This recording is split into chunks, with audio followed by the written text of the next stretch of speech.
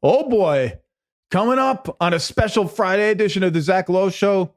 Game 1 of the finals. Did that really happen? Did I dream? 19 first half turnovers for the Indiana Pacers and they won the game?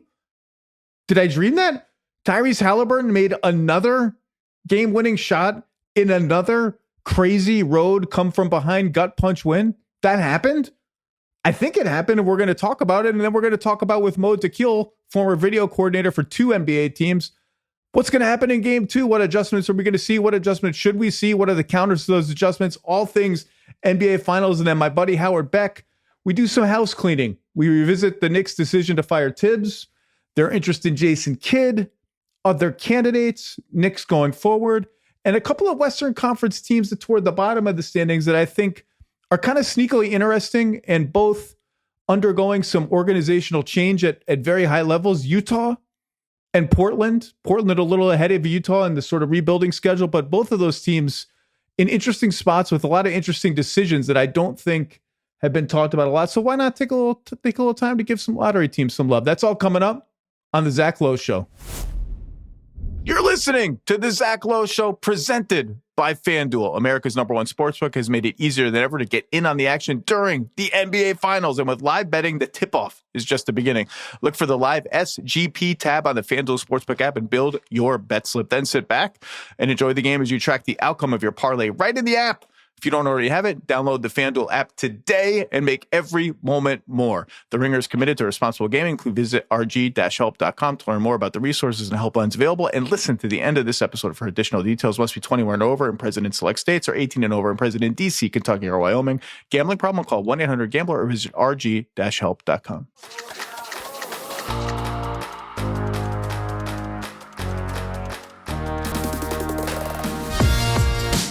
Welcome to the Zach Lowe Show on a Friday, a third episode of the week. Yes, because it's the NBA Finals, and when the Indiana Pacers do the damn thing again, and when Tyrese Halliburton does his damn thing again on the greatest clutch shooting run literally in the history of basketball, we do another episode. I blathered on Bill's podcast last night right after the game. I don't even remember what I said. I watched the game again this morning.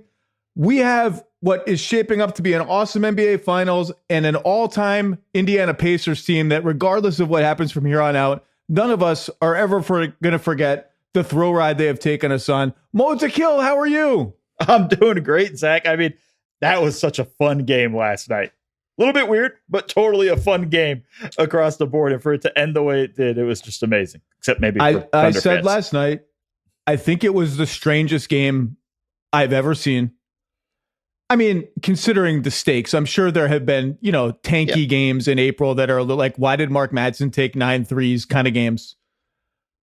The turnovers on like number 13 in the second quarter, I actually was had this moment where I actually felt like, am I really watching this? Is this really what's happening in the NBA Finals? I mean, the whole talking point coming into the series was, well, Indiana, the only reason they have a fighting chance is because they take care of the ball. And that's like, you're dead on arrival against Oklahoma City if you turn the ball over. 19 turnovers in the first half, and they were still within striking distance. I didn't really, my brain could not compute what was happening. And then it just stayed in that range of like 15 at the high end, 6, back to 9, back to 12. The Thunder couldn't put them away. The Pacers couldn't quite get like within even 2 possessions kind of. And then all of a sudden they did. And then they won. And then it was over. And by the way, one of the reasons why it felt so strange in a good way was from the 7:44 mark of the fourth quarter until there were 22 seconds left and there was that challenge, there were no timeouts in the game. There were stoppages, there were fouls and all that, but there was no time to really catch your breath. And that adds a whole other layer of intensity. I'm just freaking fired up, Mo. I'm fired up. I love it. I love it. This game actually reminded me of the one of my favorite scenes in Die Hard that I always quote in the playoffs. I can't believe you're quoting Die Hard. I'm so excited for what's about to come out of your mouth. It's the scene where John McClane's under the table, and I think it's an Italian dude that's shooting at the table and talking trash to McClane and going like, "No table, pal. You've run out of table." And next time you have a chance to kill somebody, don't hesitate. And that's kind of what happened in this game. Like the Thunder were never able to put them away, just like this dude was never able to kill McLean and then gets shot through the table. As when he gives McLean advice, he's like, yeah, good idea, and shoots him through the table. You know what? Let's just abort the whole podcast and do a Die Hard podcast instead. In. Let's go. R.I.P., by the way, to why am I forgetting his name? Alan, who plays Hans Gruber? I can't believe Snape. Rickman. Alan Rickman. Alan Rickman. Hans Gruber. I read about it in Time magazine. Just all time. Okay, I'm sorry. I'm loopy today. Mo, we got to start with two things. I rewatched the whole game today, and I started my day as a normal person does by logging on to my little video tool and watching all 25 Pacers turnovers because I wanted to track how did this game not get out of hand. So I tracked them. I watched every one. 14 of the 25 were live ball turnovers, were steals. It's a lot of steals. If my tracking is correct, and I think it is, the Thunder scored 7 points off 14 live ball turnovers.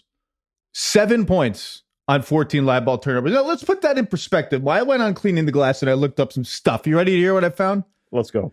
Indiana turnover rate last night, its highest in any game this season, regular season or playoffs. In the other 7 or 8 games in which they had a turnover rate above 18%, they lost every one except one against Brooklyn, who was probably trying to lose.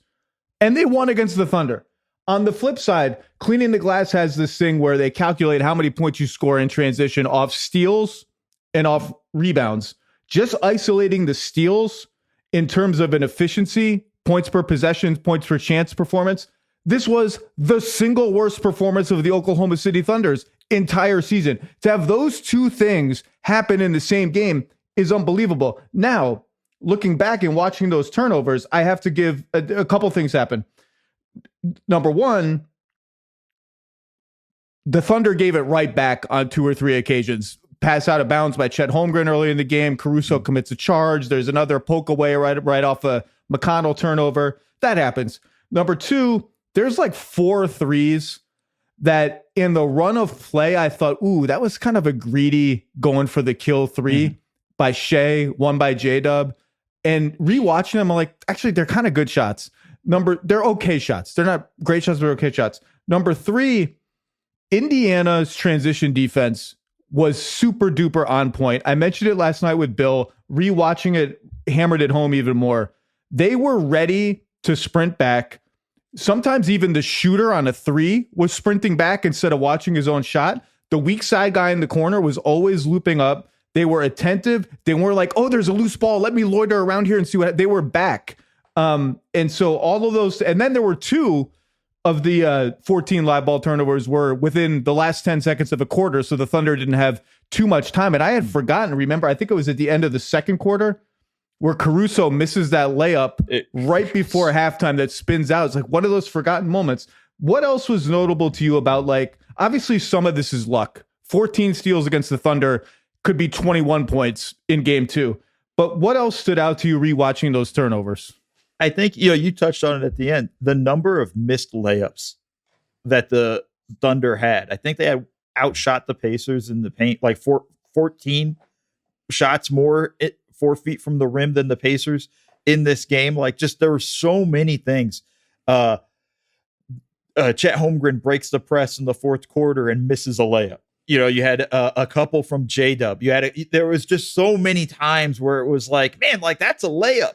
Like, these are stuff that you're normally going to make. And it just, like the Caruso one at the end, like just kind of rolls around the rim and rolls off. Like, I remember watching it in real time going like, it's going to fall down. Oh my God, it fell out. Like, it's a weird sort of thing. That was one thing that really kind of stood out to me in terms of just the flow of the game and the way it played out for the Thunder. Cause that's something that, like, that you can't replicate that. That's probably those are going in way more than they're not when we go into game 2. One of the reasons I wanted to watch them all again was I wanted to see where the ball was stolen on the floor and understand a little better, like, how were these just not complete jailbreak 3-on-2s, 2-on-1s? And if you watch a lot of the turnovers, they're strips in the paint and under the basket, or passes that are intercepted, high-low passes, entry passes, pocket passes that are intercepted or dropped. My God, Obi Toppin had 3 horrific turnovers within like a minute of entering the game. But they're intercepted or dropped in like the middle of the paint. And why that was interesting to me was, number one, those are almost less damaging to the defensive integrity, your transition defensive integrity, than a missed shot at the rim. There's nobody falling out of bounds. Mm-hmm. There's nobody really even under the rim except the guy who's losing the ball, who may be at like the dotted line. Number two, the Pacers usually have at least 2 guys kind of in the upper quadrant of the half court ready to get back. They're not one of these teams that's like, well, it's a roller and 2 guys in the corner and our floor balance is going to be messy. And it's almost part of the reward for the fact that like Halliburton is not a super high volume straight line driver to the rim. So a lot of the turnovers were this like magic combination of like part luck, part team construction, where they happen right in the middle of the paint with the floor kind of balanced. And then you had a couple of jailbreaks, like the baseline out of bounds pass that was stolen and dunked, and a couple other ones like that. But a lot of them were for live ball turnovers. Like, and I don't know if it's luck. I don't know if it's how the Pacers play. I don't know how much of it is either, that were like relatively controllable environments for the Pacers in ways that like steals against the Thunder are normally not. I think there was an element of preparation from Carlisle and his staff of like, look, there's going to be live ball turnovers. This team is going to create them.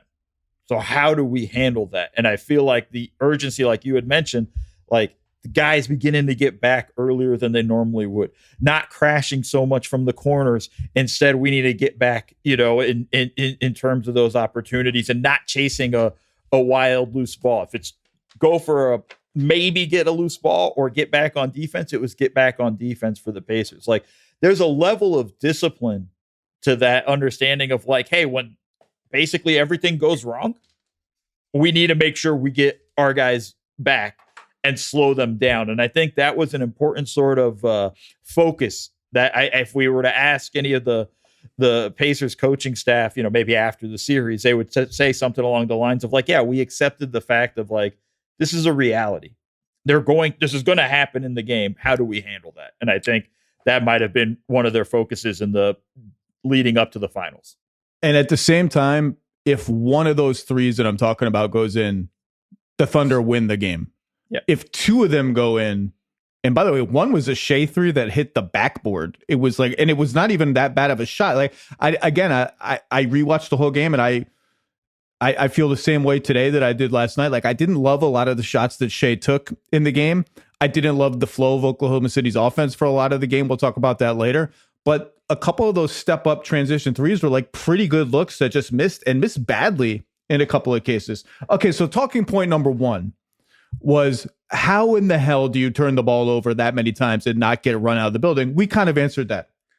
Talking point number 2, I think, was the lineup change. Starting small, starting Cason Wallace over Isaiah Hartenstein.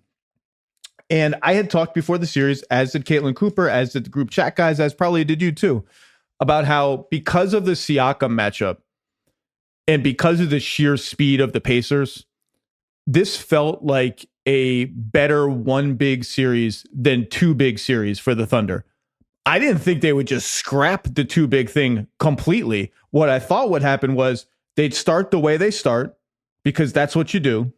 And you sort of shift minutes a little bit. So if you play double big, 18 minutes a game normally, that becomes 12, and single big becomes a little bit more, and 5 out, no big, becomes a little bit more. Instead, double big went away, single big was permanent, and no big became more, as we talked about. And, we can discuss the reasons behind that and the consequences for it. I would say, and I heard Richard Jefferson on the broadcast saying, well, that's a win for Indiana. Right off the bat, you feel like they're scared of us. They're adjusting to us. We didn't even do anything. We just played some games in the junior varsity conference and they're already adjusting to us. I didn't think of it that way. I thought of it as like 30% fear/respect for Indiana, 30% respect for their speed, 30% fear of like, do we have a good matchup for Siakam with our 2 bigs on the floor? And I keep mentioning this. a really underrated part of Indiana's team construction relative to this exact issue is there is no other safe place to put your big man in the starting lineup. There's no Josh Hart. There's no Jaden McDaniels. Everybody can shoot and everybody moves around and everybody can pass and dribble. Neesmith is the closest thing, and he's too good of a shooter, too fierce of a competitor. By the way, great rebound by Neesmith to set up the Halliburton shot at the end of the game. That I missed that last night and saw it on the res. He comes in and it's a nasty gang rebound. So I thought it was like 30% fear respected the Pacers and 70% puffing out our chest and being like, you know what? This is our best look. We're gonna try to lay the smackdown right away. We're gonna try to take your soul, steal your will, steal your confidence right off the bat. We want to run you out of the gym. And I guess it didn't work, but maybe it kind of worked. I still don't know if it worked or not, but it was very strange. And I don't know what they do now going forward. I thought it was absurd to start this way. When you've had all the success you've had throughout the course of the playoffs, like the toughest series you had was against Denver in a 7-game series. Yeah, like the Minnesota one was a little bit tight, but you pulled out game 4 and then were able to roll in game 5 across the board. Like this wasn't like this was an adjustment they made through the course of the playoffs that they felt like, okay, this is one of those series we have to do it. Like I agree with you. And like everybody's talked about, yes, there's going to be probably more of a one big series than a 2 big series, but it doesn't mean scrap it all together. Like there are so many times, Zach, I was so confused, not just with the decision of it, but through the course of the game to never run it. You're telling me you can't run double big when they have Obi Toppin and Miles Turner out there? You can't do it when it's Thomas Bryant and Obi Toppin out there, which, you know, was the end of the third quarter. Like there's just, I feel like this was one of those things where they overthought this. And this was a problem where you had 8 days off, right? They beat Minnesota on a Wednesday. They don't play till the next Thursday. And I feel like they created a problem that it was there, but they made it a bigger problem. And then it opened up other things. It's like me. It's like when my wife asked me to fix the garage door and I tried it. I made it worse and I had to call the garage door company like, hey, my door's crooked and stuck now. Can you come help me and take my money? That's what Mark Dagnall did. Mark Dagnall tried to fix the garage door that wasn't really even that broken. See, I've avoided that. I've always told my wife from the beginning.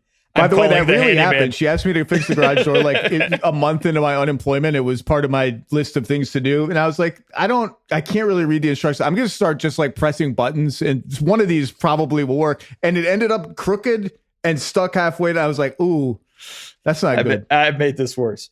But the problem too, though, is that this opened up a nerve for them, right? You saw it really early on where the Pacers were like, oh, they're small. Cool, we're going to get a switch. We're going to get a guard switched on Siakam. He got his first 2 buckets off of Wallace. The first one off of a post up on the block. The other one when he gets a switch and then attacked him from the free throw line. Like, sure, okay, maybe Chet can't guard Siakam, but we don't know that yet. You know, we're not in that situation where if we put Hartenstein on Turner and put Chet on Siakam, let's see how he handles his sticks. And how does Siakam deal with this? I feel like they opened up a nerve and just said, like, hit me here. Like, it'll hurt if you hit me here. So, you know, and they did that. And I think that's started the problem. And then again, to never run it, bring that out at any point in the game when there were clearly lineups that the Pacers had that you could do it. Like, run it against these guys. And they didn't do it. I was really kind of confused by that whole strategy there. And I felt like, again, puffing the chest out, whether it's fear, whatever anybody wants to think it was, thought it was a mistake to start that way. We've hit on some of the reasons why you would do it, right? Mostly fear of Indiana's transition game and fear of Siakam and comfort level with J-Dub on Siakam. It also has the trickle-down effect of allowing you to switch any Halliburton Siakam 2-man game between Dort and J-Dub. That's a benefit. But as you said, it has some knock-on effects that I think were helpful for Indiana. Number one, it was easy to get Siakam a mismatch. Number two, Siakam can now guard Dort and roam into the paint and mess up your driving lanes and force you to kick the ball out to shooters that they're comfortable shooting with, including Dort, who've made 5 threes. So whatever. And not only that, and I don't think anyone really talked about this, Siakam on Dort created a cross-match situation that I think confused Oklahoma City's defense because Indiana gets a stop Dort and Siakam are going to be next to each other, Dort's first instinct is going to be like, well, I'm guarding Halliburton. I got to find Halliburton. He's the best player on the other team. And in that haze, the Pacers found little alleys, little open shots, little blips of confusion. Nembhard hit a corner three when nobody was on it because they were trying to figure out how to match it up. And so ultimately, people harped on the rebounding last night. I didn't think the rebounding was like that big of a problem. The rebounding margin was mostly the product of how many more freaking shots the Thunder took than the Pacers, because the Pacers threw the ball all over the gym. But I did think that, and I also thought another knock-on effect was Halliburton gets to hide on Wallace.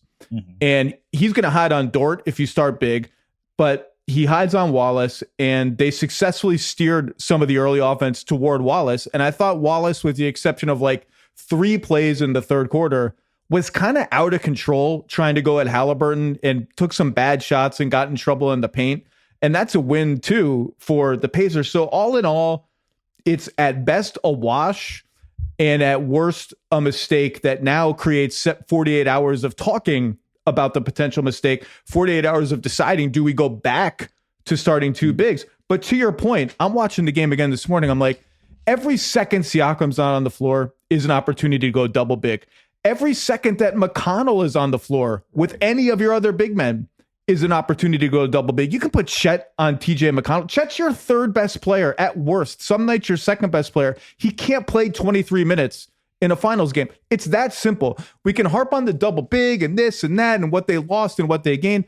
Chet Holmgren is a top 3 player on your team, a top 25-ish player in the NBA, maybe top 30, maybe top 20, depending on your taste. He can't play 23 minutes in an NBA final game. He's got to play 33 minutes or 30 minutes or whatever it is.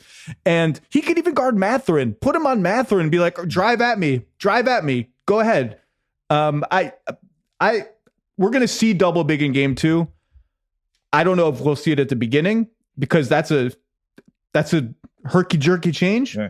I would do it though. I would just say like, screw it. We're going to go back to our starting lineup. Forget game 1. Wash it out of your system. Go back to our regular scheduled programming.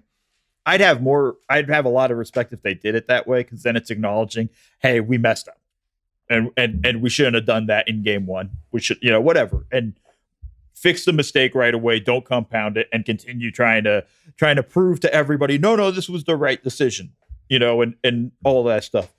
I think the other side of it too is just like when you talk about Chet just playing 24 minutes or 23 minutes, I think the important thing to understand, like Chet didn't have a good game, shot 2 of 9 from the field. It's also hard to get in a rhythm with all that stuff. Also, when you were in the starting lineup, you also had Hartenstein with you. You guys, the 2 of them, have good passing with each other. Little big to big action, whether it's, either guy throwing to the other always seems to work for them. They find opportunities for each other. So you're kind of taking an avenue in which Chet does play well. You're taking a little piece off of that for him. And then to your Wallace point, like I think part of the problem too with that is Wallace is not a great screener, right? Like when he's setting the ball screens and things like that. And it's not his fault. It's not something he's used to or has done a ton of through the course of his career in the position he has. Where if they're hiding Halliburton on Dort does a great job setting the screen, forcing the switch and things like that. That's just not something Wallace does. So it allowed Halliburton to do things where at times I'm going to show and then recover. There was a great example I posted in the third quarter where Halliburton got switched on to Shea off ball. And then again, through the action off ball, the ball went to Hartenstein. Wallace is screening again for Shea, and that allowed them to switch back and put Nembhard back on Shea. And I think that sort of those things are going to happen more and more with that. If you continue to have this sort of run, if that's going to be your starting lineup for game 2. So I think it's really kind of those things right there is enough for me to want to change the starting lineup and go back to what worked for us, what we know worked. So a couple of things you just said that I 100% agree with. Number one, I mentioned with Bill last night in passing, no pun intended, that I think the double big lineup unleashes some of their best passing sequences overall. And one of the reasons that their offense looked stagnant last night and only recorded 13 assists was that they didn't have any double big minutes. Those guys passing to each other is always a win for them. That's how they beat zone defenses. And when you have 5 perimeter guys playing together, which is great in a lot of ways, it's great for your defense, it's great for your shooting. You don't have like a natural screen and dive threat. You don't have any vertical threat at all to sort of pierce the defense and get them in rotation. I thought they missed. It's part of the reason why I kept saying this year. I think Hartenstein's been at least as important for their offense as he's been for their defense because of his creativity in open space. Number two, I thought their screening largely stunk in game one. And one of the reasons why they went at Halliburton a lot, as we knew they would, they didn't get great dividends out of it, is because Wallace's screening stunk, Joe's screening stunk in his limited minutes. Even Caruso, who's a good screener, was a little bit uneven. They got to mix up. Like, you just can't ghost these screens every single time. Sometimes you got to hammer him and like see what the defense does. Number three, you mentioned it before. I've been harping on it since before, not harping on it, but talking about it since before the series and again last night.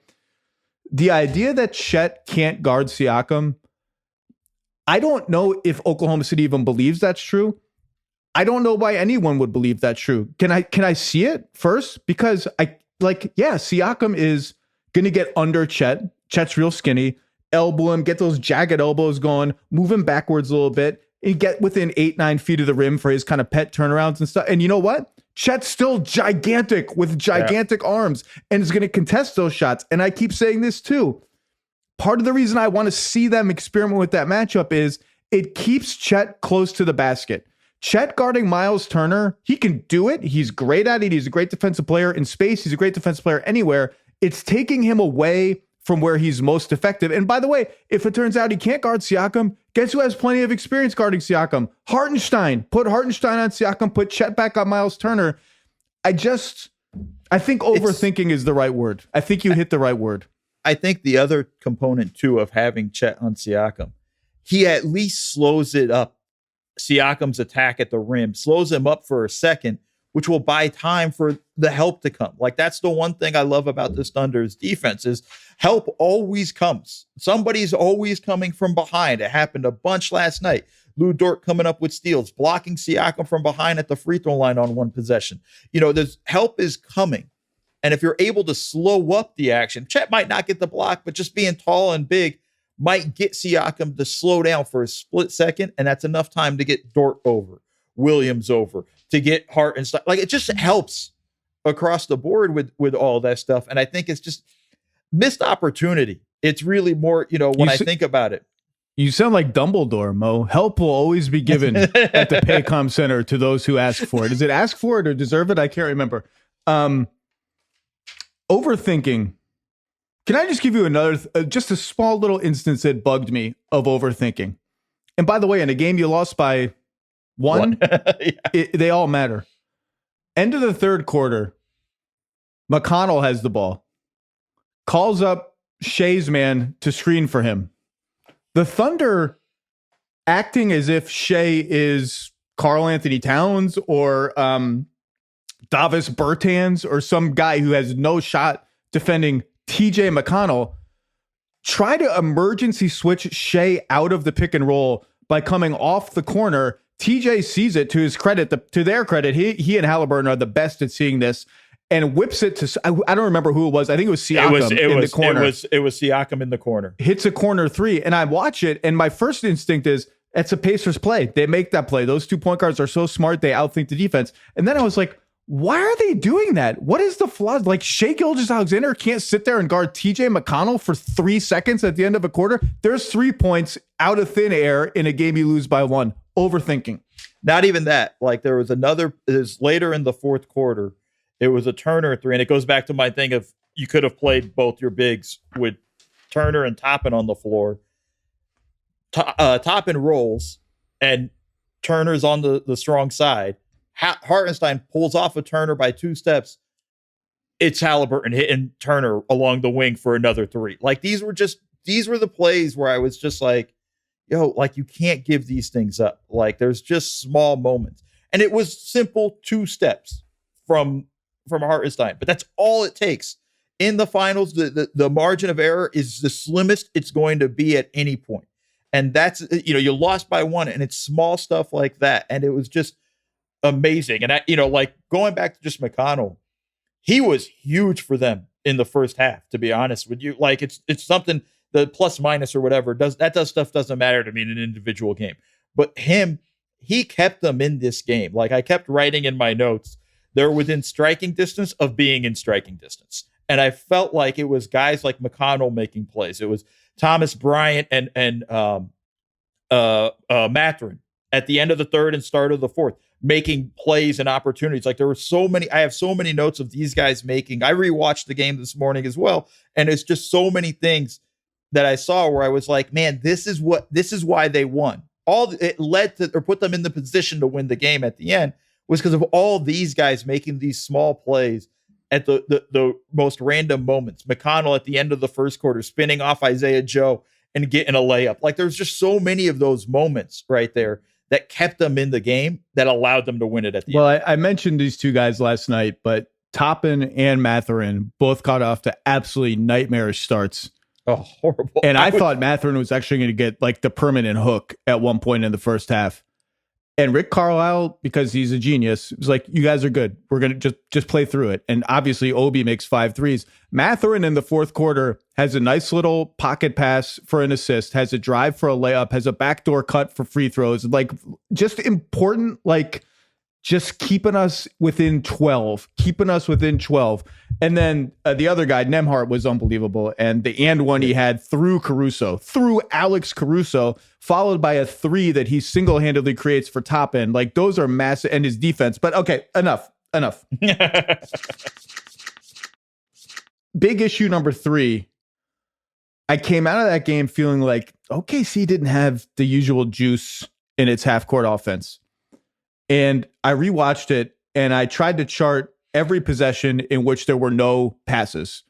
And look, when you have an elite isolation player like SGA and a pretty good one-on-one player in J-Dub, who, by the way, had some major buckets at the beginning of the fourth quarter to keep them, keep the cushion where it was when Shea was out, you're going to have some no-pass possessions. I thought there were, I'm not going to go through them all, but I thought there were too many possessions where there's 14 on the shot clock. There were 2 types of possession I didn't like. Number 1, there's 15 on the shot clock and you shoot a contested 18-footer just because you can. More of those shots missed than usual last night, but I thought they could have worked for something better. How I know they could have worked for something better is the one really nice out-of-timeout play that Mark Dagnall drew up last night was that back screen by Shea that got Case and Wallace a layup. That calling that out of it's not like a really thundery kind of play. Calling that out of a timeout was the coach saying, you guys need to get a little more flow into this offense. Problematic possession number 2 was toward the end of the game. We're just going to walk it up and nothing is going to happen until there's 11 on the shot clock. And then we're going to run something. And now they missed some good threes out of that, which I'll get to. But just as an example, if people want to go to like when there was no juice in the Thunder offense, the shot clock violation where the ball's in Caruso's hand as the shot clock goes off, that starts with a Shea Isaiah Joe pick and roll. They switch. Shea passes to Isaiah Joe, and then nothing happens. Like nothing. Shea just stands there with I think with Halliburton on him. Just stands there. Isaiah Joe's like, cool, I don't really dribble a lot. Hartenstein, can you take this? Hartenstein takes it and just kind of like looks around like, is anyone going to come here for a handoff? Because I'm 20 feet from the rim and I really don't want to shoot. And then there's a shot clock violation. Similarly, remember Wallace's one-on-one finger roll over Halliburton? Yep. That's another possession where they run a SGA Wallace switch, and then everyone stands around. Everyone just stands there, and Kaysen Wallace bails it out with a tough layup, but he bails it out. You could see him like, no one's doing anything. I got to do this. I'll do it. Fine. It's Halliburton. I can do it. It's just something was just off with them last night, and I wonder why that was. It actually goes to something that I complain about with a lot of teams, and it's been my chief complaint about this Thunder team. As much as you can have a complaint about a 68 win team with the point differential they had, like only I can be the jerk and be like, I have problems. But they never have a different way to play, right? Like, okay, this whatever, we don't have the juice with this today. And that ATO was a great one. It's one of those things where you're going like, we can run some more stuff. Like when you don't have that juice, run some sort of offense that gets the guys moving. Hell, just run a flex screen, whatever. Just run something simple and whatever, just to get guys moving and get them going and force the defense to move and bounce around a little bit. I think those are the things that, like, for me with this game kind of highlighted it. And I know it's crazy because, again, they lost by 1, right? Like one of those threes go in or whatnot, it's a different story. Miles Turner doesn't bake in a miracle. We're talking differently, but I just feel like they don't have a second offense. They don't have a second offense to go to. They don't have anything else. It's okay. Shea can't make it. All right, J-Dub, you got to take it, and he can in some nights. He didn't last night. He had a real rough one last night. Then now it ends up in Cason Wallace's hands. It's going to end up in Hartenstein's. Like, you're going to be in weird situations when you just depend on that stuff. And I wish they kind of spent some time through the course of the season. And maybe it's unfair because they dealt so much with injuries that they kind of worked in a second offense to just, hey, let's just have a backup. And I felt like this was the first time they needed it. I think they have stuff like that in the bag. Like, just they know how to get from one place to another and one shot to another. In fact, I thought, they have it and it just wasn't there. I think they have it a little more than you're giving them credit for, but maybe I'm wrong. The other thing, what did you think of their Indiana's defense on Shea, and in particularly on Shea pick and rolls?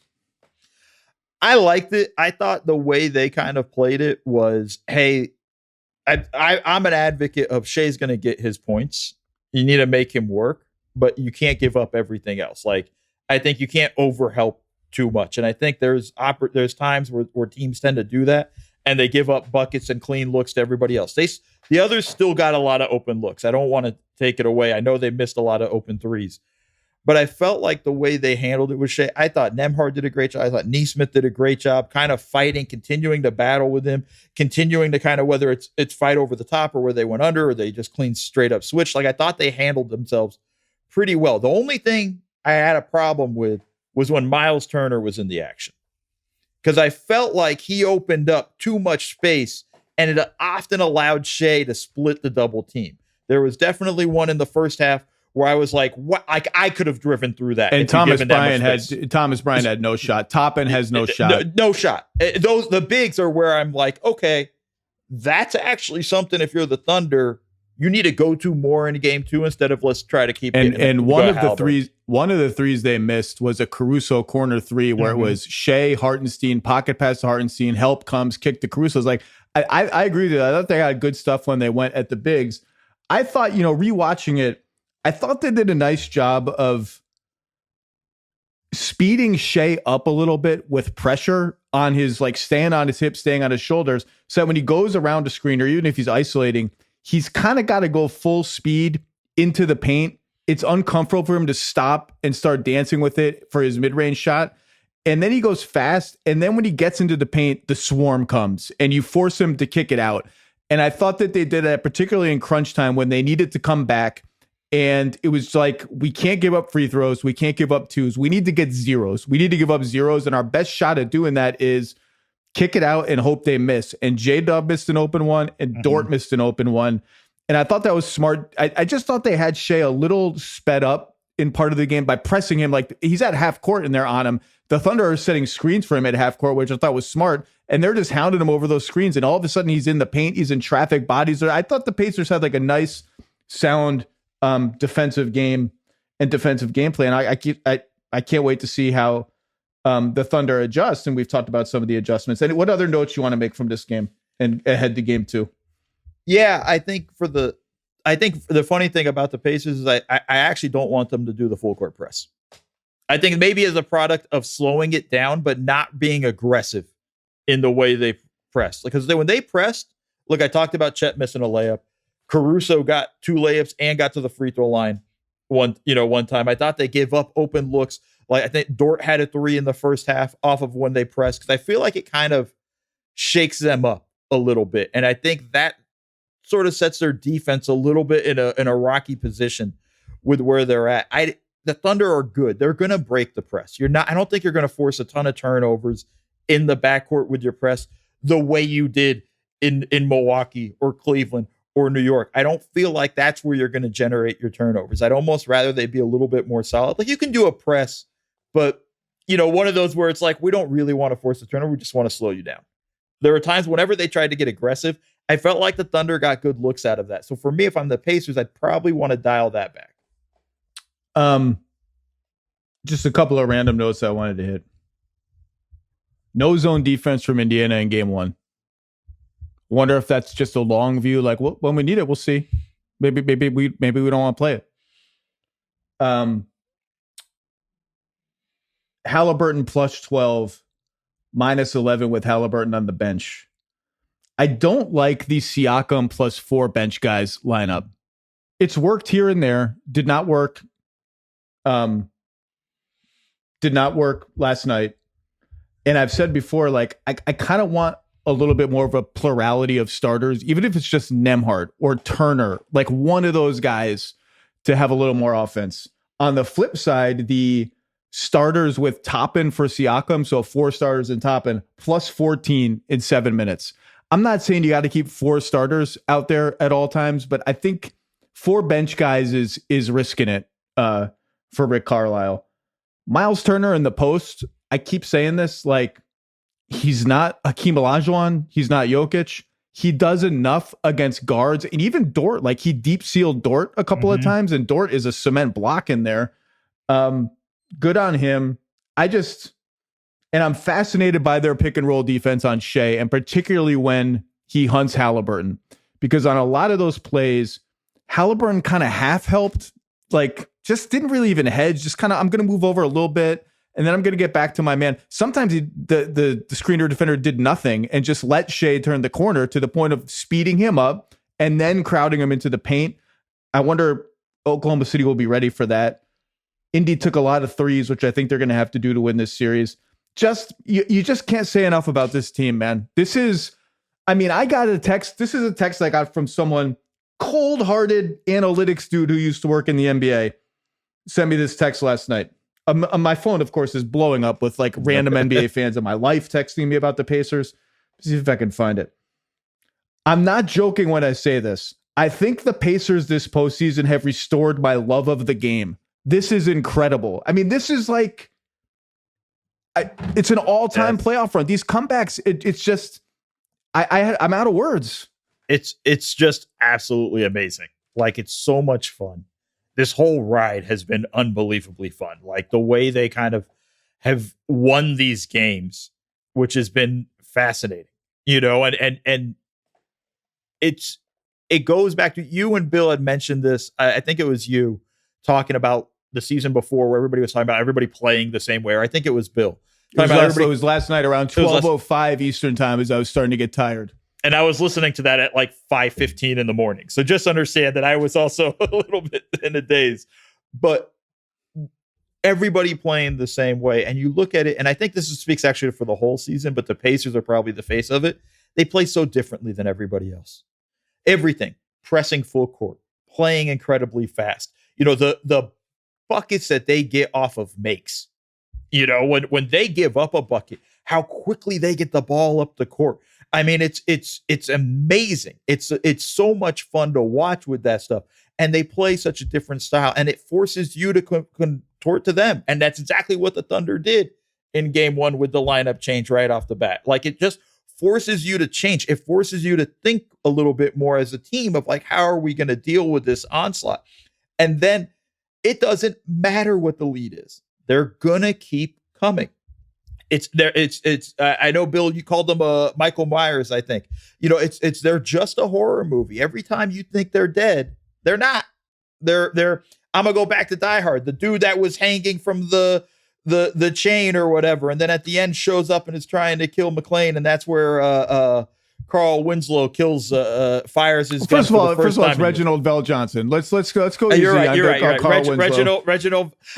Listen, man, like, Family Matters was big for me growing up, TGI Friday. So for me, it's always, he's just going to be Carl Winslow. But like, they're just never dead. You absolutely have to make sure you see the body before anything else when you're thinking about it with the Pacers, and you have to take advantage. That's morbid. Of it. I know. Morbid. See the body, Mo. Well, I mean, Can we, before you go, can we just drill down on the last 2 shots of the game? Yes. Because I have the video up right now, which is not fair, I realize. What did you think of Shea's shot, 110-109 OKC, the shot that misses with like 8-9 seconds left, kind of shoves off Nembhard, shoots what looks like a 12-13 footer over him. Nesmith is in his lap and J-Dub is wide open, but there's 4 on the shot clock. Do you have any major takes on that? I don't mind the shot itself. I just think the Pacers did a great job. I think he really wanted to go up with it the first time before going into a fadeaway. And I think they did a good job stonewalling him. And I just don't think he was like fully like in shooting position, squared up or comfortable when he was fading away. I felt like it was like, oh crap, I got to get this shot off situation. And I think that was the thing. I don't mind the shot. We've seen Shea hit these things. Like if we're saying like, hey, should have kicked it out to Dort or whatnot, I'm good with Shea shooting that one. Yeah, I can't complain about that look. I do think Shea spent a lot of the game trying to find the knockout highlight of the game and searching a little too hard for it, but that's a fine shot. And then their defense on Halliburton at the end, I'm watching it now. He's got Wallace. Caruso kind of stunts at him on the right sideline like he's going to double him and then goes back to Siakam, who's wide open. Dort is leaving Toppin on the left wing to account for Siakam. But that's a tough cross-court pass with 2.5 seconds left as I freeze it.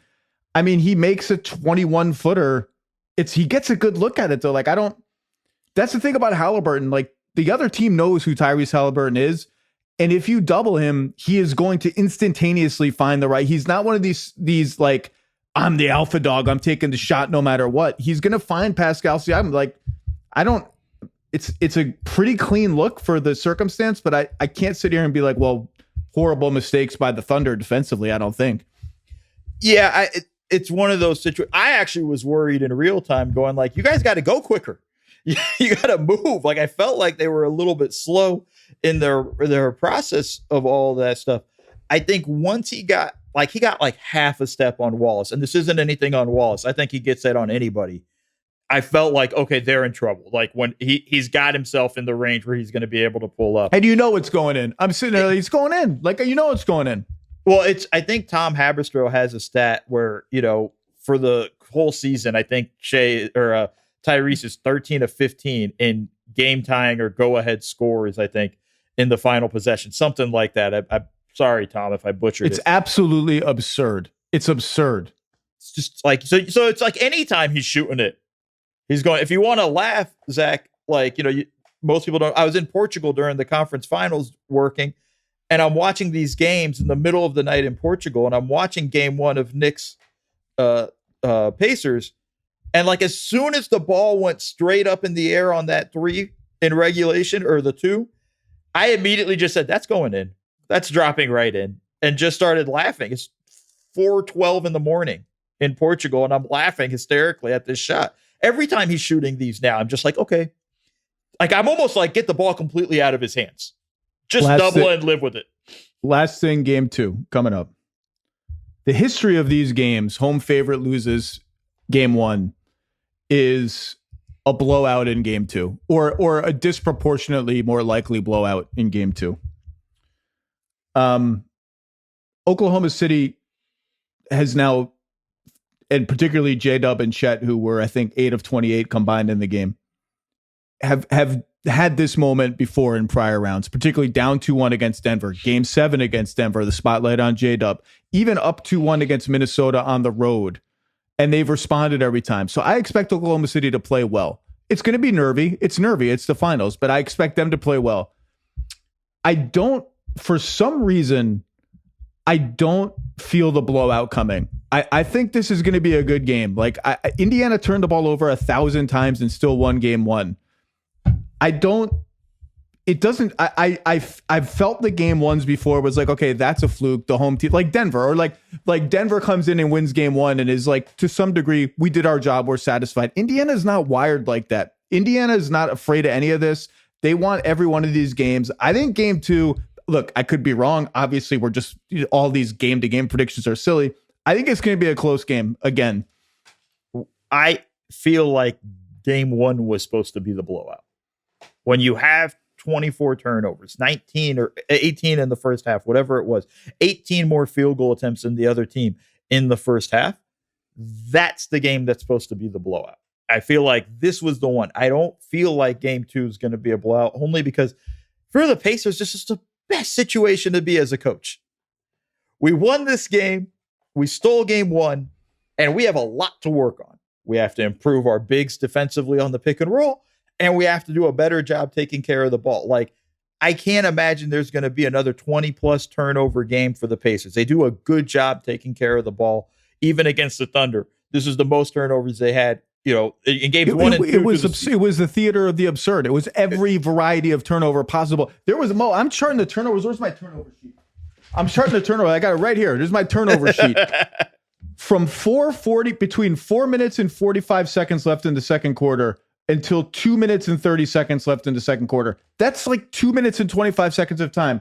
1, 2, 3, 4, 5, 6, 7 turnovers in 2.5 minutes. That's basically every time you got the ball. For 2.5 minutes, you turned it over. And normally, that's when the Thunder go on that run and blow the game wide open.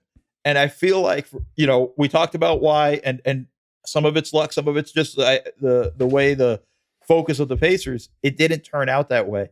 I just don't feel like we're going to see that type of night from the Pacers in terms of being so loose with the ball in that situation. And I feel like that's why we're going to have a close game in game 2. I don't know who's going to win, but I think it's going to be a close one.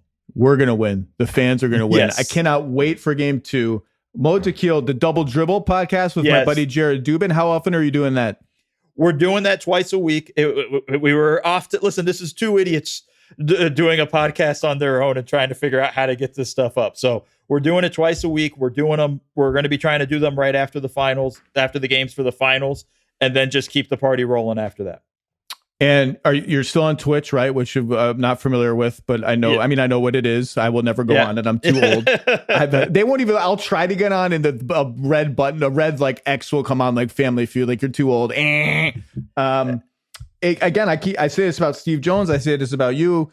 If you want to know what happened in the game, follow Mo Dakhil. If you want to actually know why one team won and what the strategy was and what they were trying to do, follow Mo. Thank you, Mo. I'll see you soon. Yes, sir. Thank you for having me. All right, now coming in live from Oklahoma City, Oklahoma. It's time to say it. What up, Beck? What up, Zach? How are you? We miss you here in Oklahoma. I'll see you in Indiana shortly. Before you know it. So we don't need the whole Ringer crew there. You can hold it down. I'm fine here. Before we move on to some off-season matters, house cleaning. The house cleaning with Howard is the theme of this episode. Just give me the lasting. Give me 1 or 2 lasting memories from being in the building, or walking out of the building, or being in the hallway after the game from last night's epic game 1, which I just broke down with Mo Dakhil for 45 minutes. Yeah.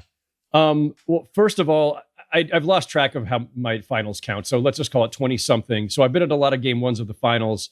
I'll just say right off the top, I think that's by far the most memorable, the most incredible, the most dramatic, wildest game 1 I've been to. And I was there when Iverson beat the Lakers in 2001, and it was, we're here to shock the world. And then, oops, they got stomped for the next 4 games.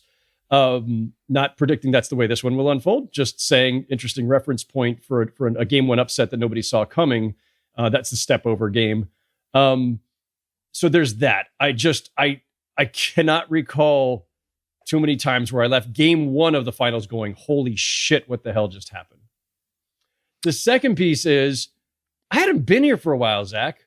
It'd been a while since I'd needed to be in Oklahoma City for NBA matters, or maybe it's my own fault for not finding reasons to come out here to cover anything. I'd forgotten just how freaking loud it is in there. Just ear splitting. And I've been to a ton of games at the Garden. The Garden's loud. And maybe it's just the way that the building is built, or how compact it is, or whatever it is. Last night was the first time in a while I can remember where I'm like, I really should have brought my earplugs out of abundance of caution for my own, well-being and health. And yet that shot goes, and that's just it. I wrote this for the Ringer this morning. Like it's as close as you're going to get to silencing a building that cannot be silenced. That is as raucous, as loud, as reverberating as you can possibly get. So that was rough. And then because I had to write, I was mostly in the press conference room, so I didn't get any fun back hallway observational stuff that we reporters like to do. Wasn't a night for that for me last night, unfortunately. So no little aftermath, and no practice today. Friday's the off day with the 2 days off between games 1 and 2. So we've not seen anybody today. It'll be interesting to see what the aftermath of that looks like on Saturday. But I will say, among the other things that struck me last night, sitting in all the Thunder press conferences, you would have thought they had just lost game 5 of the season in late October, or, game 3 of a road trip in January.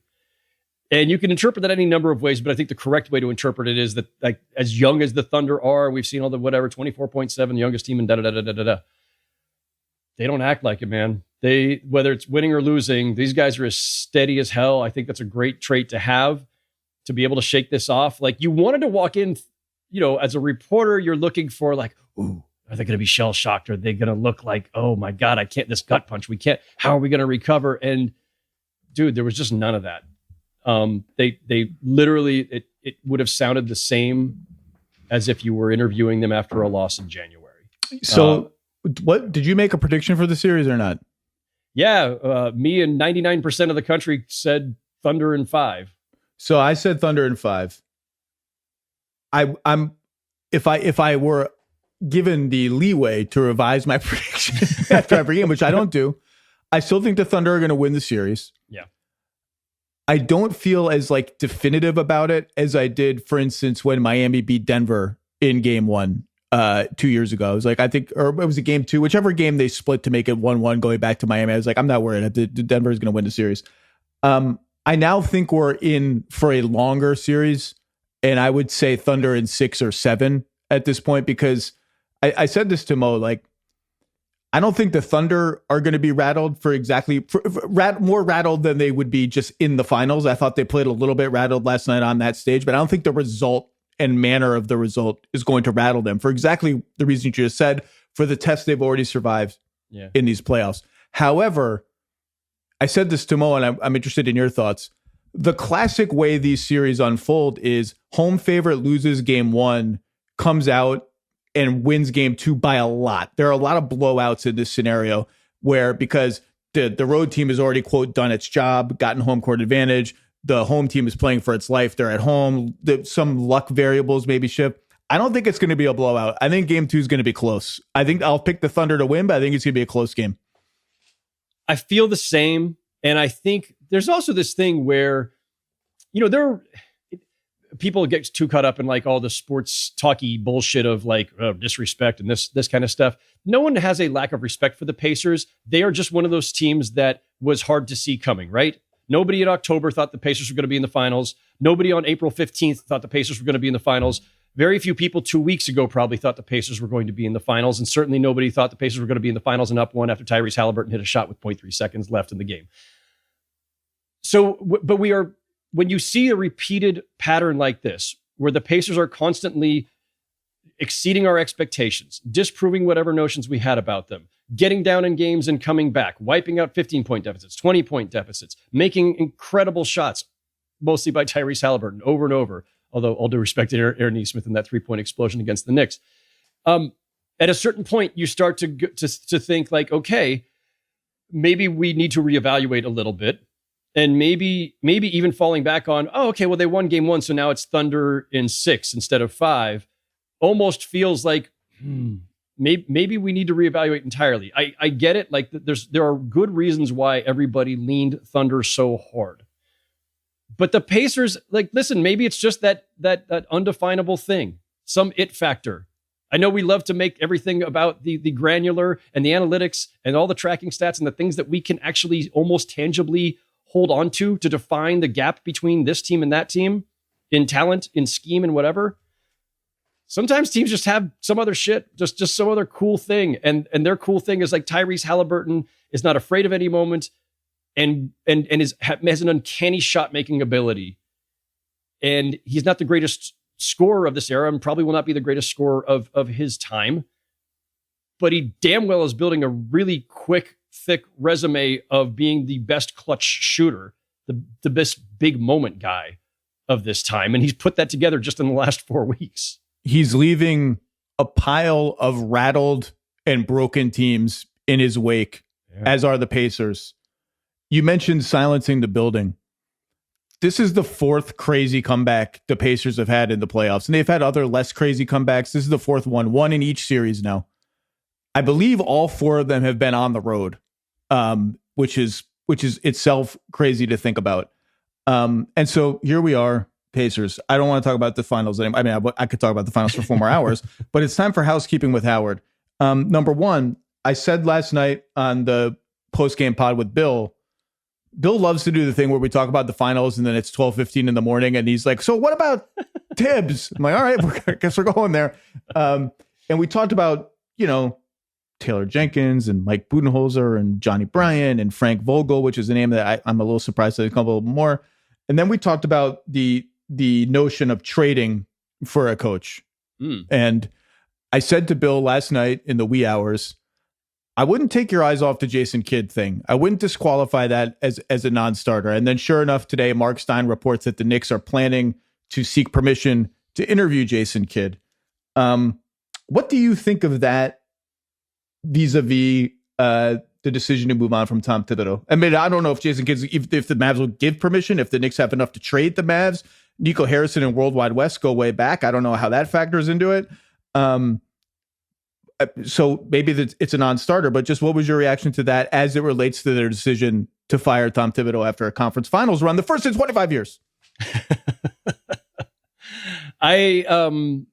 On a unrelated story, I'd been making some calls yesterday, and then while I'm talking to people, I'm asking a little bit about the Knicks. Listen, I don't think any of us should be too confident in anything because there's just so much stuff out there in the wake of moments like this, but I will just put out there or relay to you some of the things that I think I know, or I think I believe based on some of these conversations.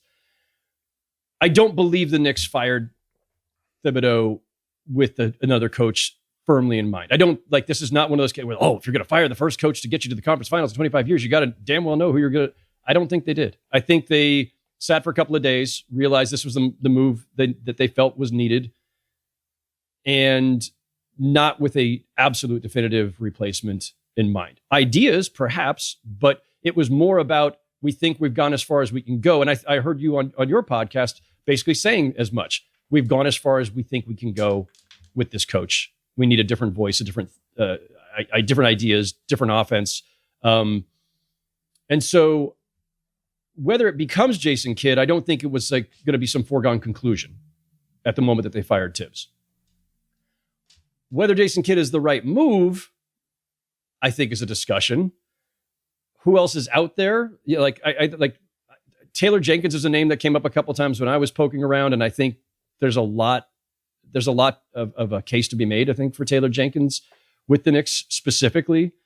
I get the Jason Kidd ties, especially with Jalen Brunson, and the most important relationship you're going to have on day one with a new coach, because Tibbs and Brunson clearly had a strong relationship. Tibbs and Rick Brunson have a strong relationship.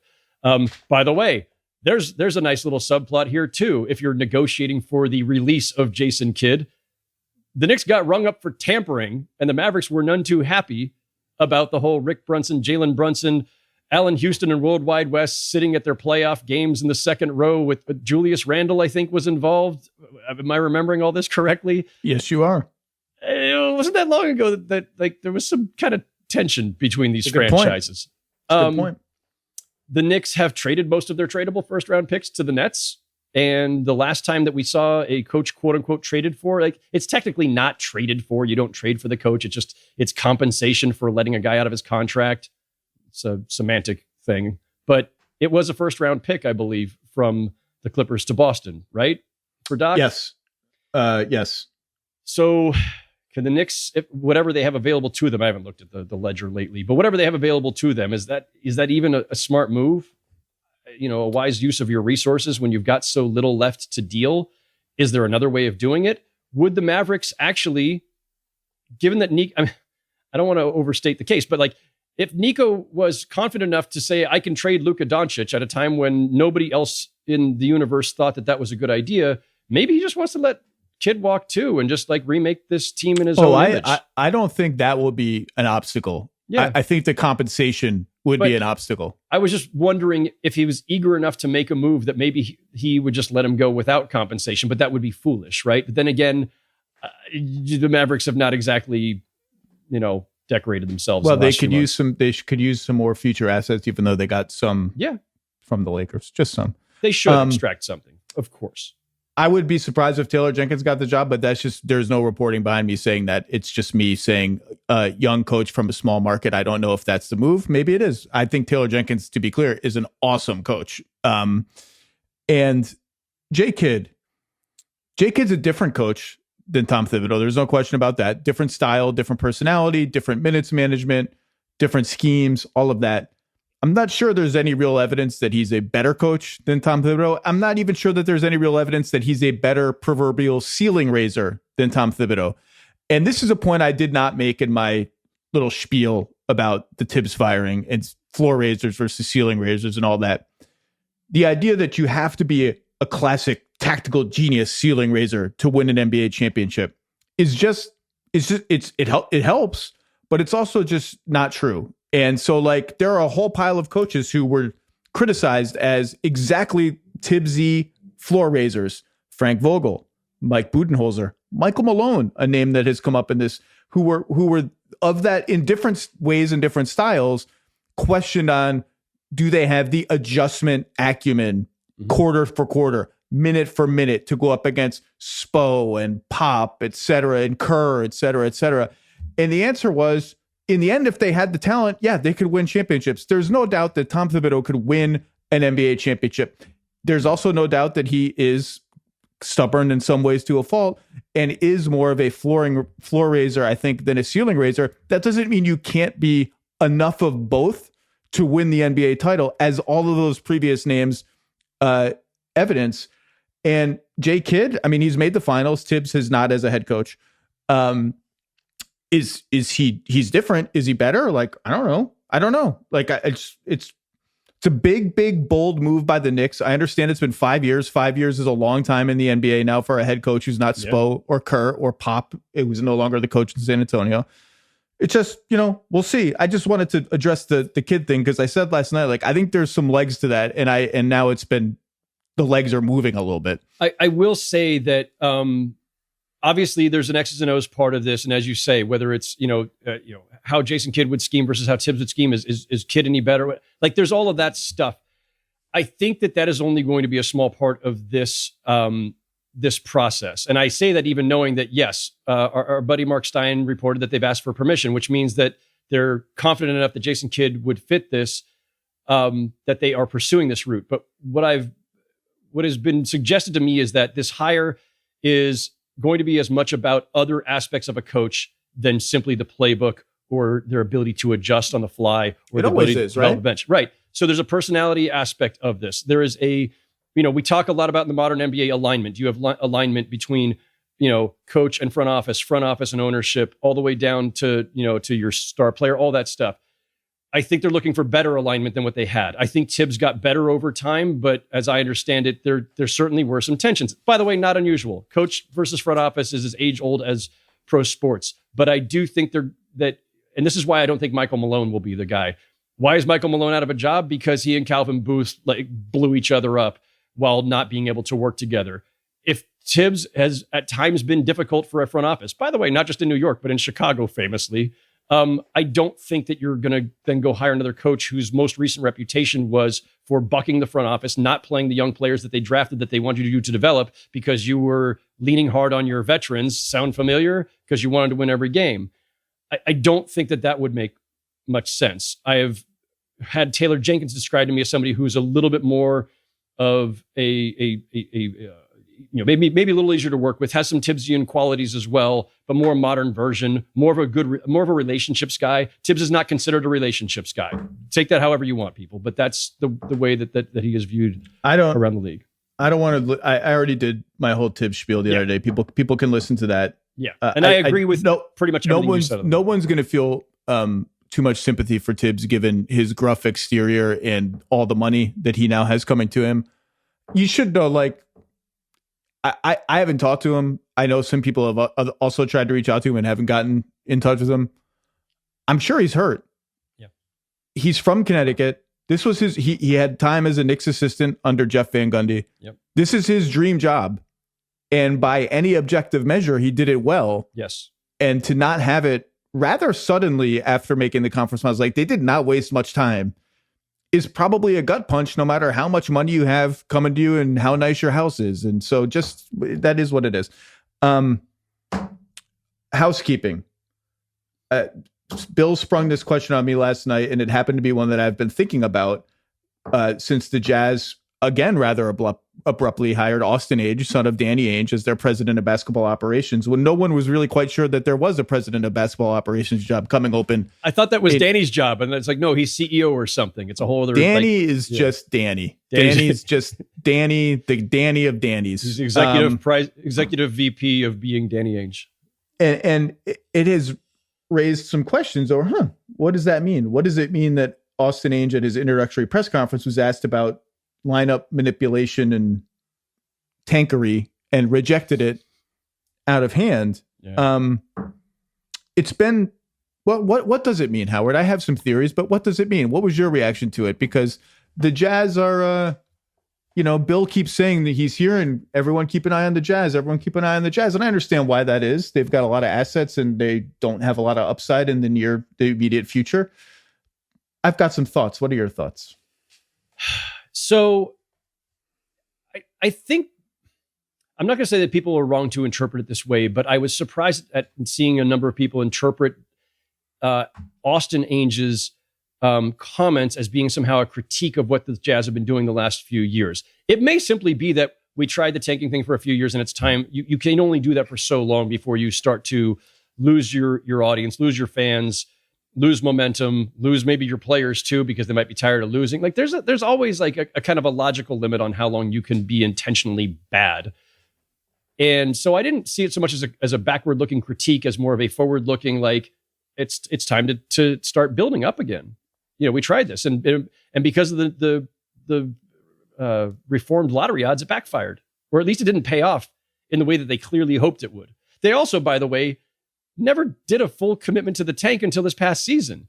They kept straddling the fence, like, oh no, we've got Lowry Markkanen, he's an all-star now. We're competing. Like, we're not going to sell off Jordan Clarkson and all these other veterans that we have because we're competing and our fans love us for it. And meanwhile, we're just screwing up our draft position. Like I think they were straddling the fence for too long.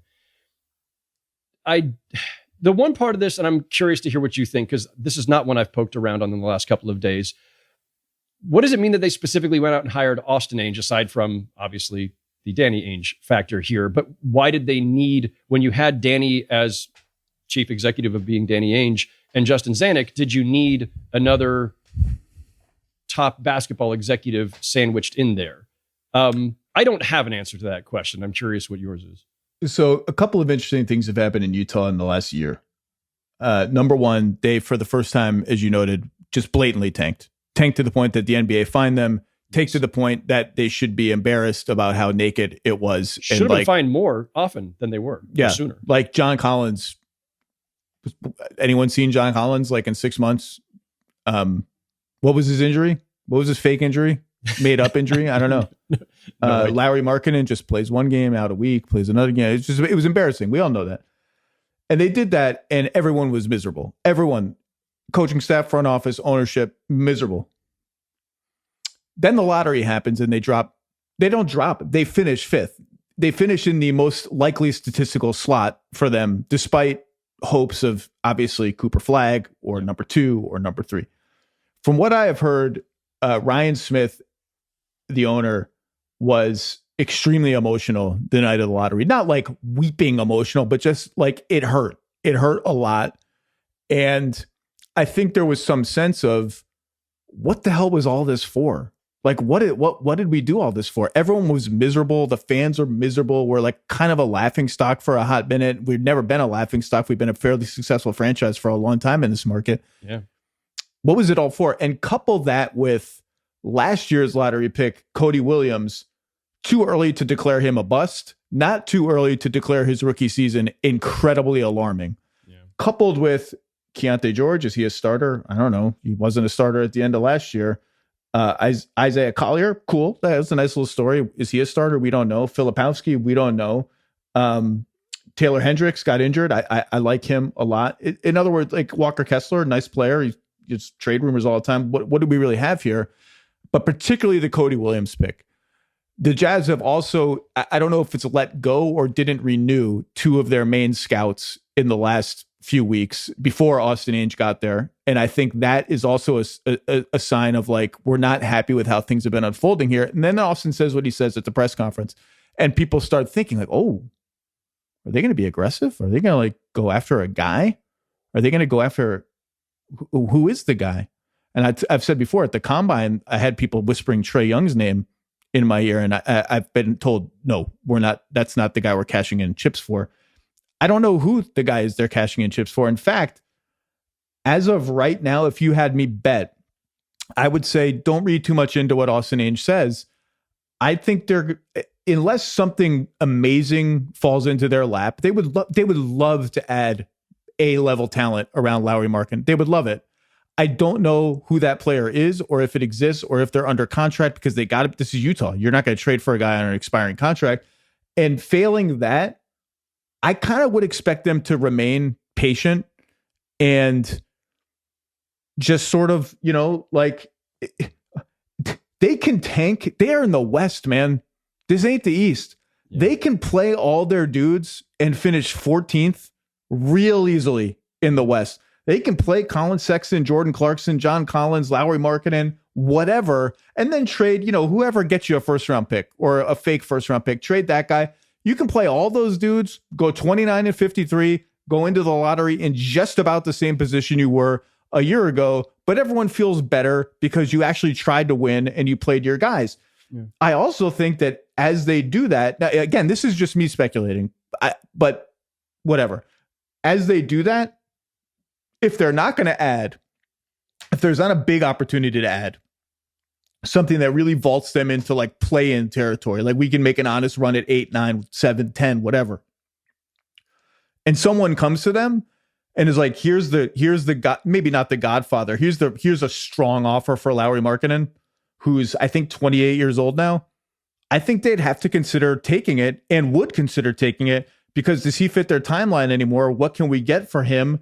And I don't think he's like, although they've paid him through 2029 now, a lot of money, I don't think he's like itching to spend the rest of his prime on crappy Utah teams with a bunch of 20-year-olds. Yeah. So that if you had to make me guess, that's the path that I would guess they go down. Absolutely. And I said it last summer. I like the extension. There were reasons for them and for Lauri Markkanen to do that and immediately took that piece off the chessboard for the season, right? They couldn't trade him by the trade deadline. They had to wait till this offseason. But there were good reasons for both sides to do it. And my first thought was, okay, I guess he's there for this season. I don't think it's going to help much. And my second thought was, you should be trading him next summer. I've seen nothing to change my mind on that. Like, and when I say should, like, listen, obviously we're saying this in a vacuum. We don't know what the offers would be, and the offer has to be right to do that. But for all the reasons you just stated, he's firmly in the middle of his prime. He had some of his best stretches of his career in Utah. He's worth more today than he was at the moment that they got him. And that means the rest of the league for the team that's like, a supporting star away, or that is trying to get from, play-in to playoffs, to top 4 or something. Lauri Markkanen is going to hold a lot of value for a lot of teams that just need him as a co-star or as a third tier type star. I also think he needs to play to. It's not. I still think he has positive trade value right now because he's of the right age and he has a great complementary skill set. He's also making $46 million, $46 million, $49 million, $53.5 million in the next 4 years. Like I think he's got to play and play well for a sustained period of time to elevate his trade value to where it needs to be. It's another reason why they're not going to just do the tankery. So let's play this out for a second. In the keep Lauri Markkanen scenario, where we trade maybe a couple of these other pieces, these other veterans we've got, and we've got this shit ton of picks from the Mitchell and Gobert trades. I don't know who is going to be available that is going to catapult you into the playoff scenario in the playoff field. And I don't know that that's worth doing that either, because you might get a temporary payoff, a short-term payoff, but you're not really truly breaking through, because if you look at the teams in the West, like you always, if you're on the outside looking in, you always have to look for who are we going to displace? Who's falling out? Kings could fall out. The Mavericks are teetering because of the lack of Kyrie, and who knows what Anthony Davis's health will be, and how quickly does Cooper Flagg learn the NBA. The Grizzlies are teetering a little bit, and there's questions about how they'll keep it all together. But most of the West, you look at and you think, like, who are you leapfrogging? Who are you one trade away from leapfrogging? And so the alternate scenario where you're trading Markkanen, I think, makes more sense, and especially does for Lauri Markkanen. And if you get the right package, I think that's the better path, because whatever you're going to add to Lauri Markkanen, it might leap you past a couple of these teams, but I don't think it even is guaranteed to get you into the plan. The Kings, man. Kangs. It's one of those, like, are you watching Your Friends and Neighbors? I'm not. I should be, but I have not been. So John Hamm's whole like opening monologue, which is referenced throughout the show, is sort of him saying, like, how did I get here? Like, what happened in my life that I like arrived at this place? That's the Kings. It's like you look at their roster and it's like, how did this happen? What's happening to us? Where are we going? Who would you that's Kings fans, by the way. Kings fans are asking that every day. I was just in Sacramento and had to talk a couple off the ledge. Who says no to a straight up Trae Young for Zach LaVine trade? Just for fun. Same exact contract. The Hawks say no. I would think so. If I have the Kings, I would do that in a hot second, Absolutely. Even if I have to pay Trae. That is I do kind of have to pay Trae. No disrespect to Zach LaVine. I'd rather have Trae Young. Disrespect. That was disrespect. By the way, are you morally obligated to watch Friends and Neighbors as a Connecticut? First of all, it takes place in Westchester, which is in a different state. I thought it was Connecticut. No? Why did I think that? I think it's been shot in a few different places, but it takes place in Westchester. All right. Maybe just you as a suburbanite upstate of New York City is the thing. Look, you don't want to get me talking too much about where I live. It's not going to go well. I'll stop. Okay. This is just a teaser. We're not going to do the full thing right now. Okay. But there's another team in the West. In fact, in Utah's division, I know you have all the divisions memorized by name of the division and who's in them. Is it the Smythe? It's the boy, I don't think I can name another. Campbell? That was a conference, I think, in hockey. The Campbell, I don't know. That A, I think, is sneakily interesting, and B, is undergoing its own organizational not trauma, but whatever change that I haven't talked about yet, which is that the Portland Trailblazers are for sale. Like, that's a big deal. The Blazers are for sale, finally. And I also think they're sneakily interesting after a pretty strong finish to last season when they kind of like fake got into the play-in race for a little bit. They have DeAndre Ayton on an expiring contract, Anthony Simons on an expiring contract. Shaedon Sharpe is extension eligible. I think that's going to take a while. I don't think we're going to get a deal there until the fall, if we get one at all. Who knows? So things happen. Time Lord on an expiring contract. Jeremy Grant, 3 more seasons on a contract that is 32, 34, 36. Like, it's not great, but it's not as like toxic as I think people think it is. I think they got a lot of balls in the air. Just extended Chauncey Billups, just extended their front office, Joe Cronin. I think they have more balls in the air than people realize and could go in more directions than people realize. Now, I haven't heard jack squat, to go Chris Farley, jack squat about Jeremy Grant at trades. So I don't know if there's any traction there.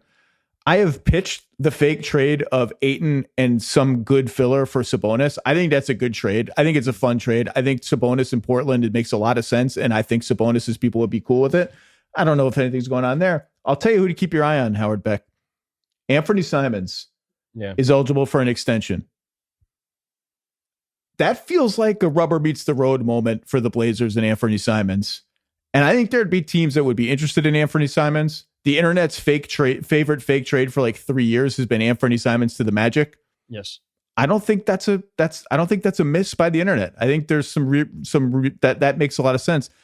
And the other guy for the Magic, and we mentioned the Kings and point guards. If I were one of these teams in need of a guard, I would be trying like hell to get Darius Garland. I would be playing it slow, just, hey, what do you think, Cleveland? What about this? And just try to slow play it. I'm not going to give you my great offer right now. Cleveland's obviously in a tough position where they're going to want actual win now talent back, which makes those kind of trades difficult. But in Portland, I'm not sure that that's a fit because I think they want to see what they have in Scoot, your guy Scoot. But I just think, Blazers, they're kind of been off the beaten path since the Dame trade. No one really pays attention to them. There's a lot of stuff going on in Portland right now. There's a lot of stuff. There's a lot of stuff going on in Portland. I have a good friend from college who's now moving to Portland, where I have various relatives who have somehow gotten there. Everybody's going to Portland. Maybe that's what we should do, Zach. Let's just relocate to Portland, and we can be there for the rebirth of the Trailblazers.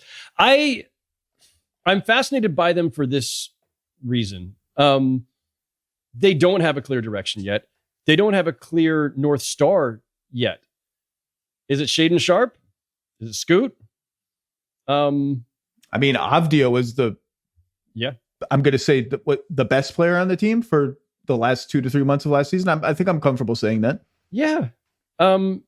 Great. That was a nice swing by them. You can find just enough good things happening there to think optimistically about the Trailblazers. And yet, same problem as the Jazz ultimately, which is if you don't have the guy, where are you? And if you don't have the guy, do you have a path to get the guy? And we're watching an NBA Finals right now where people didn't think one of the team that's up 1-0 had the guy, the top 10 to top 15 guy. Fair. And sometimes they sneak up on you and then hit shots. And also sometimes it's just nice to get a lot of guys. Like Pascal Siakam's not a guy, but he's a good guy. Yeah. Miles Turner's a good guy. Got a lot of good players. Absolutely. Various versions of the so-called middle build, right? Where, let's just keep plugging away, methodically adding good pieces. And then either somebody we have unexpectedly emerges, or maybe we get an opportunity to trade for the guy or whatever it may be. I don't know what the Blazers are yet. I think they're still paying the price to some extent, Zach, for waiting way too long to figure out what to do about Dame. Like I thought they should have been, as long as they were holding on to Dame, they should have been trading the picks that became some of these guys. They're young players, Scoot, Shaedon, and others. You're either building up for what you've got left of Dame's career, or you're cashing out on Dame and you're going young and rebuilding, in which case you keep those picks. But they were straddling the fence. I think you and I talked about this on your other podcast a year or two ago, where I said they were just like painfully straddling the fence. And to an extent, I think they're still paying the price for that, which makes this summer really interesting, right? Because they got to be more decisive now. You mentioned all the guys who are up for either extensions or free agents and decisions that need to be made. They kind of got to have some sense of who they are or who they want to be in the near term, while they're waiting for their own Tyrese Halliburton to magically emerge. I don't think they're going to rush anything. Like, I don't mean to imply that they're going to do something crazy or blockbuster or anything. I just think they have a lot of interesting pieces and a lot of interesting decisions to make, and an ownership. There's no more important thing in your organization than who runs the show and who has final say. And that's going to be up for grabs at some point in the near to medium future. All right, Howard Beck, you're going to be in the building for Game 2 of the NBA Finals. Where else can we look for you this? I didn't see that you wrote today. I spent the whole morning watching a game again. What did you write?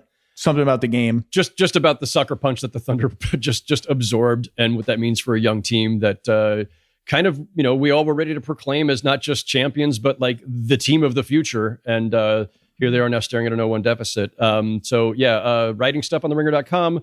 Real ones. We were off today, Friday, but I will be back. We will be back on this Tuesday, summing up wherever the hell we are in the finals as of Tuesday, 2 games in. We are officially at the point where nothing would surprise me with the Indiana Pacers. Howard Beck, I'll see you soon, and we will break bread, my friend. Have fun. All right, Zach. See you in Indianapolis. That's it for the Zach Lowe Show on a Friday. We got another couple of days before Game 2 of the NBA Finals. Buckle up. I'll be back after that from Indianapolis, Indiana on Monday. Thank you to Jesse, Jonathan, and Brian on production, even though all or most of them are Dodgers fans, and the Dodgers just beat the Mets yesterday in heartbreaking fashion. We will see you next week. NBA Finals, baby. Let's go. Must be 21 and over and present in select states. For Kansas, in affiliation with Kansas Star Casino, or 18 and over and present in D.C. Gambling problem? Call 1-800-GAMBLER or visit FanDuel.com/RG. Call 1-888-789-7777 or visit ccpg.org/chat in Connecticut or visit mdgamblinghelp.org in Maryland. Hope is here. Visit gamblinghelplinema.org or call 800-327-5050 for 24/7 support in Massachusetts, or call 1-877-8-HOPE-NY or text HOPE-NY in New York.